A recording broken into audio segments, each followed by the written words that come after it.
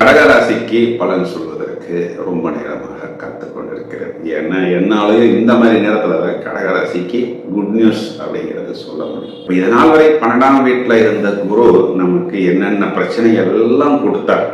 அந்த குரு நம்ம ராசியை நோக்கி வருகிறார்.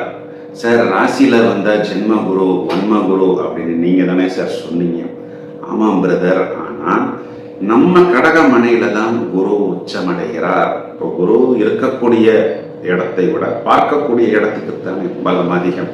இப்போ 12ஆம் வீட்டுல இருந்த குரு செவ்வாயை இதனால் வரை பார்த்து குரு மங்கள யோகத்தை கொடுத்தார். இப்போ இந்த அக்டோபர் மாதத்துல செவ்வாய் சொந்த வீட்டில் ஆட்சி பெற போகிறது. குரு உச்சம் பெற போகிறது. உச்ச குரு ஆட்சி செவ்வாயை பார்ப்பதும் குரு மங்கள யோகம் அட் இட்ஸ் பீக்.